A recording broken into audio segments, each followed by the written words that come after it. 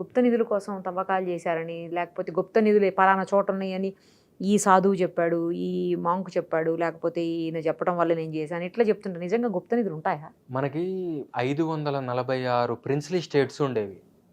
సర్దార్ వల్లభాయ్ పటేల్ మొత్తం అఖండ భారతాన్ని కలపక ముందు చిన్న చిన్న రాజ్యాలు. ఓకే. ఈ నిధులు అనేది ఇదివరకు ఇప్పుడు ఉన్నంత బ్యాంక్ సిస్టమ్ లేదు కాబట్టి వాళ్ళు అక్కడో ఇక్కడో దాచిపెట్టే ఉంటారు. చారిత్రకంగా అది నమ్మచ్చు. కానీ అన్ని సంవత్సరాల అయిపోయిన తర్వాత ఇప్పుడు అవి ఉన్నాయా నిజంగా లేవా అనేది అంత ఈజీగా తేలే విషయం కాదు. కానీ యక్షిణి విద్యలని ఉన్నాయి. అందులో హంసిని, ప్రమోద 2 విద్యలు ఉన్నాయి. అవి కేవలం ఈ గుప్త నిధులు చూపెట్టడానికే ఉన్నాయి. ఎవరైనా కావాల్సుకున్న వాళ్ళు అవి చేసుకోవచ్చు. ఆ యక్షిణిలు వచ్చి పలానా చోట గుప్త నిధి ఉందని చూపిస్తుంది, కానీ గుప్త నిధుల జోలికి వెళ్ళటం అయితే మంచిది కాదు. ఎందుకంటే ఒకటే అది మనది కాదు. అవును కదా, మరి దొంగతనం చేసిన ఫలితం వస్తుంది. రెండవది, అది ఎవరైతే దాచిపెడతారో దానికి మంత్రబంధనాలు వేస్తారు. దానివల్ల ఏమవుతుందంటే బలులు కోరుతాయి. ఆ సొమ్ము ముట్టుకుంటే బలి కోరుతుంది అది.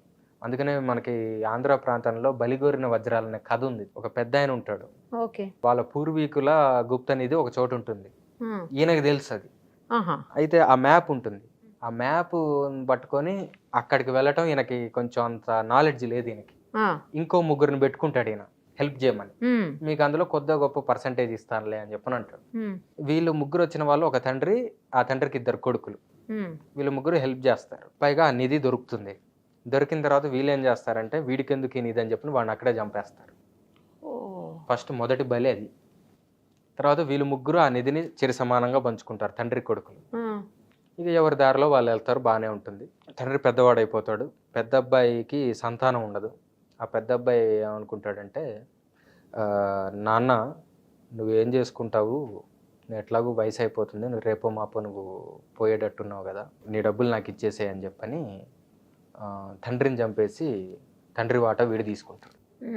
ఈ పెద్ద అబ్బాయికి సంతానం లేదు కదా. వీళ్ళ తమ్ముడు ఏమనుకుంటాడంటే, అరే నీకు సంతానం లేదేం లేదు, నువ్వు ఏం చేసుకుంటావు వజ్రాలని చెప్పని వీడిని చంపుతాడు తమ్ముడు. వీడిని చంపి ఆ వాటా తీసుకొని వీడు బయట ఎక్కడికో తీసుకెళ్ళి చంపి ఇంటికి తీసుకొస్తుంటే ఒక దగ్గర ఒక కంప పట్టుకుంటుంది. ఒక ముళ్ళ కంప ఉంటుంది. రాత్రి పూట చీకట్లో ముళ్ళ కంప పట్టుకోగానే నన్నేదో పిశాచం పట్టుకుందేమో అని చెప్పని, లేకపోతే ఇంకెవరు పట్టుకున్నారో ఏమిటా అనుకొని వీడేం చేస్తాడంటే వాడిని నరికిన కత్తితోటి ఏం పట్టుకుందో ఆ చేతిని నరుకుదామని అట్లా నరుకుతుంటుంటే వీడి దగ్గర ఉన్న ఒక ఆర్టరీస్కి సంబంధించిన నరాలు కట్ అవుతాయి కాళ్ళకి. రక్తస్రావం అధికంగా జరిగి వీడు చచ్చిపోతాడు. ఇది స్టోరీ. ఫైనల్గా ఎవరికి ఏమీ దొరకలేదు. ఇది బలిగోరిన వజ్రాలు అంటారు వీటిని. అందుకని గుప్త నిధుల దగ్గరికి అంత తేలిగ్గా పోకూడదు అసలు. అది మంచిది కానే కాదు. అయితే ఒకటి ఉంది, మేము మా గురువుల్ని అడిగితే తెలుసుకున్న విషయం ఏంటంటే, అది మన కర్మలో ఉంటే అది ఖచ్చితంగా దొరుకుతుంది, మన దగ్గరికే వస్తుంది. ఎవడు ఆపాలనుకున్నా అది కుదరదట. ఆగదు. పైగా భూమాతకు ఆ శక్తి ఉందట. మనం దాచిపెట్టినా కూడా అది అట్లా జాగ్రత్తగా కాపాడుతుందట. స్వామి, నాగబంధనం అంటారు, కొన్ని టెంపుల్స్లో ఉంటుంది అంటారు. దేవాలయానికి సంబంధించిన నగలు దాచినటువంటి ప్లేస్లో నాగబంధనం వేశారండి. నేను ఎక్కడ విన్నాను అంటే అది పద్మనాభ అనంత పద్మనాభ స్వామి టెంపుల్లో విన్నాను నేను. అది నేను చూశాను కూడా. ఆ రూమ్లోకి లాక్ వేసేసి ఉంది, వెళ్ళటానికి కూడా లేదు అసలు. మిగతా రూమ్స్లో ఉన్నటువంటి వజ్రాలు, ఆభరణాలు, వైడ్యూర్యాలు అన్నీ కూడా చూసాము. అంటే డైరెక్ట్గా చూడలేదు కానీ పిక్చర్లో చూసాము. అది నిజం. నాగబంధనం వేసిన రూమ్ అయితే నేను డైరెక్ట్గా చూశాను, వెళ్ళనివ్వలేదు అక్కడకు. సో అది నిజమా అసలు? అట్లా ఉంటుందా? ఖచ్చితంగా ఉంది. కొన్ని మంత్రాలు ఉన్నాయి, స్నేక్స్ మీద కంట్రోల్ తెచ్చుకోవచ్చు ఆ మంత్రాలతోటి. పాము మంత్రాలు అనేక రకాలు ఉన్నాయి, గరుడ మంత్రాలు ఉన్నాయి. వాటి ద్వారా కూడా స్నేక్స్ మీద కంట్రోల్ తెచ్చుకోవచ్చు. ఈ స్నేక్స్ అంటే ఫిజికల్ స్నేక్స్ మీద కొంత. ఈ బంధాలు అంటే ఏంటంటే ఆ మంత్రంలో ఉండేది, సహజంగా ఉండేది, వాటిని ఆకర్షించే శక్తి ఒకటి ఉంటుంది ఆ సిలబుల్స్కి. అంటే మనం జనరల్గా పలికే పలుకులన్నీ లౌకిక శబ్దాలండి. శాస్త్రాల్లో నుంచి ఈ ఋషులు ఆ మెడిటేషన్లో కూర్చున్నప్పుడు ఋతంబర ప్రజ్ఞ అంటారు, సూపర్ కాన్షియస్ స్టేట్. అందులో వాళ్ళకి ఆ మంత్రాలు అనేది వాళ్ళు బియాండ్ మైండ్ స్టేట్లో వాళ్ళు దాన్ని దర్శిస్తారు. ఆ శబ్దాలను మంత్రం అన్నారు. మంత్రానికి శక్తి ఉంటుంది ఆ శబ్దాలకి. సో వాటికంటే ఒక శక్తి ఉంటుంది కాబట్టి వాటిని ప్రయోగం చేస్తే మామూలు స్నేక్స్కి ఎటువంటి పవర్ అయితే ఉంటుందో ఆ బంధాల జోలికి వెళ్తే గనక వాటి యొక్క ఇంపాక్ట్ నెగిటివ్గా మన మీద ఉంటుంది. అదొక పద్మ వ్యూహం లాంటిది. అదే అక్కడ ఎవరైతే ఓపెన్ చేయడానికి ట్రై చేశారని చాలా మంది ట్రావెన్కోర్ నుంచి, తర్వాత అది ట్రావెన్కోర్ సంస్థానానికి సంబంధించింది కదా, ఎవరు ఆ ఇష్యూలో ఇన్వాల్వ్ అయ్యారో చాలా మంది చనిపోయారు ఆ టైంలో. మేబీ 2007-8లో ఇదంతా. అట్లా ఉంటుందా స్వామి? నిజంగా? అయ్యో ఖచ్చితంగా ఉంటుంది. అది బయటకు వచ్చింది ఆ న్యూస్. అదే న్యూస్. కానీ మన రాష్ట్రాల్లోనే కొన్ని కొన్ని ఆలయాల జోలికి వెళ్ళినా కూడా హ్మ్. వాళ్ళకి చాలా ఇబ్బందులు వచ్చిన వాళ్ళు చాలా మందిని చూశాను నేను. ఇప్పుడు కుంభమేళ, మహాకుంభమేళ అవుతుంటాయి. 12 ఏళ్లకు ఒకసారి అట్లా మధ్యలో కూడా అవుతూనే ఉంటాయి అవును, 6 ఇయర్స్కి కుంభమేళాలు. 3 ఇయర్స్ అవుతుంది. అలాంటి కుంభమేళాలకి చాలా మంది సాధువులు, నాగసాధువులు వస్తారు. నాగసాధువులు అందరూ వస్తారు కదా స్వామి. మామూలు రోజుల్లో వాళ్ళు ఎక్కడుంటారు అసలు, కనిపించరు.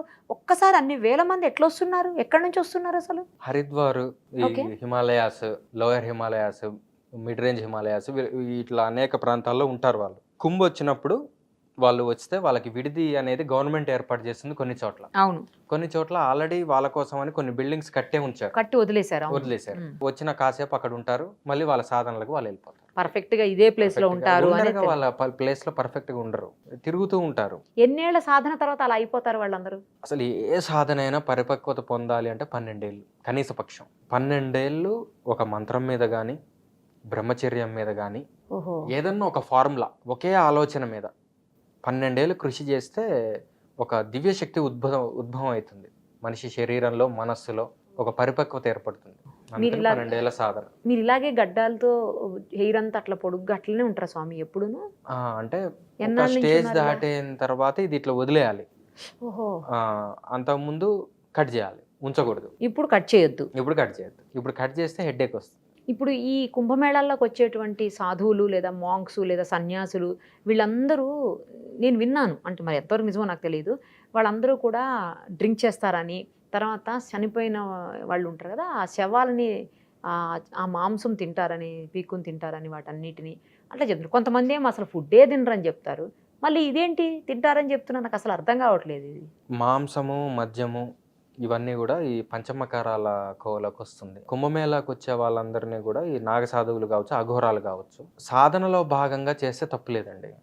ఈ మాంస మధ్య ఇవన్నీ పంచమకారాలు వాళ్ళు ఎప్పుడు ప్రతిరోజు చేయరు. వాళ్ళు కొంతమంది పాతని స్ట్రిక్ట్గా ఫాలో అయ్యే వాళ్ళు ఏంటంటే వాళ్ళ రూల్స్ ప్రకారంగా కొన్ని కొన్ని పర్వదినాలలో చేస్తారు. అయితే అవన్నీ ఎందుకు చేయాలి అని అంటే సాధారణంగా 2 ఆచారాలు ఉన్నాయి, దక్షిణాచారం, వామాచారం. ఇంకా డీప్కి వెళ్తే దక్షిణాచారం, వామాచారం, కౌలాచారం, మిశ్రాచారం, సమయాచారం, చీనాచారం, సిద్ధాంతాచారం, ఇట్లా చాలా ఉన్నాయి. ఇందులో దక్షిణాచారం అంటే ఇక్కడ మనందరం పాటించేది. Okay okay. అంటే సాధారణంగా సాత్విక వస్తువులతో పూజ చేయడం, రైట్ సార్, శుచి, స్నానం చేసి మంచి పద్ధతిగా, అవును, మోరల్ అండ్ ఎథికల్ స్టాండర్డ్స్, అంటే లీగల్ ప్రాబ్లమ్స్ లేకుండా ప్రశాంతంగా అంటే పద్ధతిగా పూజలు చేయటం. అంటే ఇందులో ethical conduct, moral conduct, legal కండక్ట్ని అతిక్రమించడం అనేది ఉండదు ఓకే ఓకే దక్షిణాచారంలో. ఇందులో ఇంద్రియాలను నిగ్రహించుకోవటం, మనస్సును నిగ్రహించుకోవటం, వీటికి ఎక్కువ విలువ. Okay okay. వీటి ద్వారా అంటే కోరికలు ఎంత తీర్చుకున్నా కూడా ఈ శాస్త్రాలు ఏం చెప్తాయంటే మీరు కోరికలు ఎంత తీర్చుకున్నా కూడా అగ్నిలో నెయ్యి పోసినట్టు అవి ఎప్పుడు ప్రజ్వలిస్తూనే ఉంటాయి, ఇంకెక్కువైతూ ఉంటాయి ప్రతి కోరిక తీర్చుకుంటున్నా కొద్దీ. అందుకని వాటిని అదుపు చేసుకునే మార్గాలు ఇవి, అంటే జ్ఞాన మార్గం, తపో మార్గం, యోగ మార్గము, తంత్ర మార్గంలో దక్షిణాచార మార్గం. ఇక నెక్స్ట్ ఈ వామాచారం కావచ్చు, కౌలాచారం కావచ్చు, చీనాచారము, ఈ 3 ముఖ్యంగా. వీటిల్లో ఏంటంటే ఈ దక్షిణాచారంలో వాళ్ళకి మద్యము వ్యసనం లాగా చూస్తారు. ఓకే. ఇవన్నీ ఇంప్యూర్ థింగ్స్ లాగా చూస్తారు. Right sir. ఓకే. ఇవి సాధనకి ఉపద్రవాలుగా చూస్తారు, పనికి రావు, సాధనని చెడగొట్టే విధానంగా చూస్తారు. Right sir. ఇవన్నీ సాధనని పాడు చేస్తాయని చూస్తారు. వాళ్ళు ఏం చేస్తారంటే వీటినే స్పిరిచువాలిటీలోకి మార్చుకుంటారు. ఓహో, ఒక్కొక్కళ్ళది ఒక్కొక్క పద్ధతి అన్నట్టు. అయితే ఇక్కడ దక్షిణాచారంలో ఉండే వాళ్ళకి ఏంటంటే సత్వగుణం ఎక్కువగా ఉంటుంది, మరి వాళ్ళకి ఏంటంటే రజోగుణం ఎక్కువగా ఉంటుంది. ఆ గుణాలు మనం మార్చుకోలేం. ఇప్పుడు కొంతమందికి పుట్టుకతోటే విపరీతమైన కోపం ఉంటుంది, వాళ్ళు అతి కష్టం మీద దాన్ని మార్చుకోగలరు, కానీ అంత తేలిగ్గా మార్చుకోవడం కుదరదు. ఇవే గుణాల్లో బుద్ధులు మారవు, ఇవే గుణాల్లో ఉన్న ఆ పర్సంటేజెస్ అన్నమాట. అయితే తర్వాత వాళ్ళ అభిరుచిని బట్టి ఈ వామాచార పద్ధతుల్లో ఎంచుకుంటారు, ఆ సరైన గురువులు దొరికితే. అయితే వాళ్ళు కూడా నిత్యం ఆ పనులు చేయరు, ఎప్పుడో కొన్ని పర్వదినాలలో. అది ఇంకా కష్టతరం అసలు దీనికంటే కూడా, ఎందుకంటే దూరంగా వెళ్ళడం ఎస్కేపిజం వాళ్ళనే మాట. వాళ్ళనేది ఏంటంటే దగ్గరగా పెట్టుకుంటే మందు, మగువ, మాంసము, మత్స్యము ఇవన్నీ కళ్ళ ముందు ఉంటే అప్పుడు కంట్రోల్ చేసుకోవాలంటే ఇంకా కష్టం కదా, మాకు ఇంకా డిసిప్లిన్ ఎక్కువ అవసరం అంటారు వాళ్ళు. Okay okay. పైగా ఇంకోటి ఏంటంటే అందులో పంచమకారాల ద్వారా వాళ్ళు చెప్పేది ఏంటంటే ఏవైతే మిమ్మల్ని అందరినీ అంటే సాధారణంగా మనుషులందరినీ ఏవైతే పాడు చేస్తున్నాయో వాటినే మేము దైవపరంగా ఉపయోగిస్తాం కాబట్టి మేము వాటి నుంచి చిన్నగా కట్ అయిపోతాయి మాకు అని చెప్పని ఏదో ఒక రోజు వీటిని వదిలేస్తారు వాళ్ళు. ఆహా, అందులో స్టేజెస్ ఉన్నాయి. ఒక అవధూత స్థితి వచ్చిన తర్వాత ఇవి పెద్ద వాళ్ళకి లెక్క కాదు. అవునా? ఇవి చేయరు. ఇది సాధన దశలోనే చేస్తారు. ఇక ఆ తర్వాత వీటి జోలికి రారు. అవి అవసరం లేదు ఇక వాళ్ళకి. అయితే మరి దక్షిణాచారం వాళ్ళకేమో వీళ్ళంటే పడదు, కానీ వీళ్ళు దక్షిణాచారం వాళ్ళని తిట్టుకోరు. వీళ్ళు ఇచ్చినంత స్త్రీకి విలువ దక్షిణాచారంలో ఎవడీడు. చూడండి, ఇప్పుడు మీ ఇళ్లలో, మా అందరి ఇళ్లలో ఇక్కడ అందరూ పాటించే దక్షిణాచారమే. ఇంట్లో ఆడవాళ్ళని తిడతారు. వీళ్ళు తిట్టరు. వీళ్ళకి ప్రతి స్త్రీ అమ్మవారితో సమానమే. వామాచారం, కౌలాచారం, ముఖ్యంగా కౌలాచారము స్త్రీని అస్సలు తిట్టరు, చాలా పద్ధతిగా పూజిస్తారు. కానీ కొంతమంది మాంగ్స్ లో లేడీస్ కూడా ఉంటారు స్వామి. అవును, మరి లేడీస్ రావచ్చా ఇందులోకి? కలియుగంలో అంత కరెక్ట్ కాదు, కానీ కొంతమంది దానికి అతీతులు. అందరూ మనలాంటి వాళ్ళు అనుకోకూడదు. పురాణాల్లో గార్గి అని ఒక ఆవిడ ఉంది.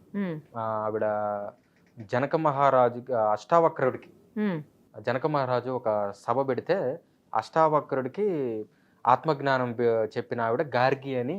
ఆవిడ లేడీ సాధువు అనమాట. తర్వాత శారదామాత ఉంది, ఎవరు మన రామకృష్ణ పరమహంస వాళ్ళ వైఫ్. ఆవిడ కూడా ఎంతో మందికి ఆధ్యాత్మిక మార్గం నిర్దేశించింది. మేడం బ్లావట్స్కి ఉంది. ఎందుకు సౌరిస్ అని చలంగారు ఉన్నారా, ఇది రైటర్ చలంగారు వాళ్ళ కూతురు సౌరిస్ ఆవిడ పేరు.